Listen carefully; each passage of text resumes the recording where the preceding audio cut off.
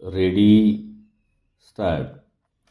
आपल्या महाराष्ट्र व्यापारी औद्योगिक परिषदेत सहभागी होताना मला फार आनंद होत आहे, कारण ज्या प्रश्नासंबंधी आपण विचार करणार आहात तो महाराष्ट्राच्या आर्थिक विकासाचा प्रश्न मला व महाराष्ट्र सरकारला अत्यंत जिव्हाळ्याचा वाटतो.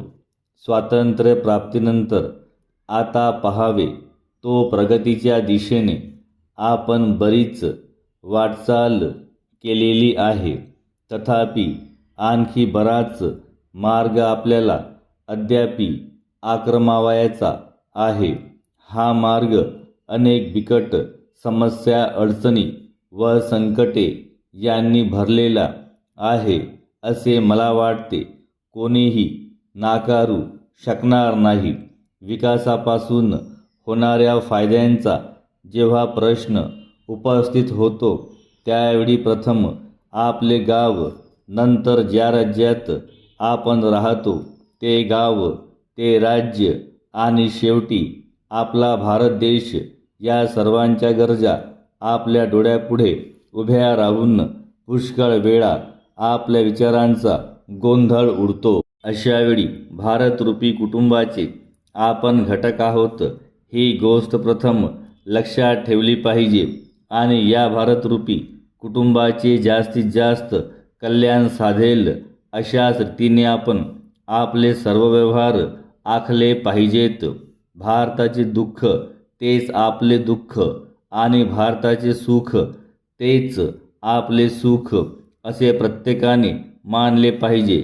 तथापि याचा अर्थ असा नव्हे की आपण आपल्या निकटवर्ती विभागाचा विचार अजिबातच करू नये किंवा स्थानिक साधनसामुग्रीचा उपयोग भरपूर प्रमाणात करून घेण्याचा आपला हक्कच अजिबात सोडून द्यावा.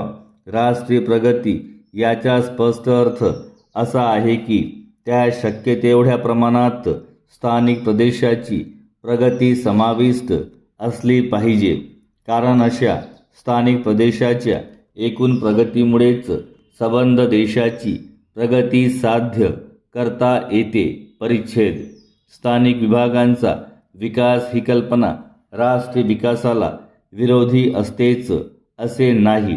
अशी कितीतरी उदाहरणे आहेत की जिथे स्थानिक साधनसामुग्रीचा सुव्यवस्थित उपयोग करून घेण्यात आल्यामुळे राष्ट्राच्या विकासामध्ये मोलाची भर पडलेली आहे.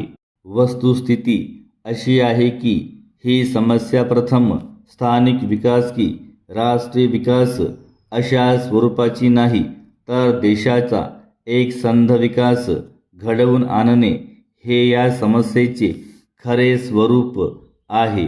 ज्याप्रमाणे एखाद्या जहाजाच्या तांड्याची गती सर्वात कमी वेग असणाऱ्या जहाजाचे नियंत्रित होते, अथवा साखळीचा बळकटपणा हा जास्त ती मधील सर्वात कमजोर दिव्यावरच अवलंबून असतो, त्याप्रमाणे संबंध देशाच्या दृष्टीने विचार केल्यास देशाचे सामर्थ्य त्यातील सर्वात दुबळ्या असलेल्या घटकाचेच नियंत्रित होत असते.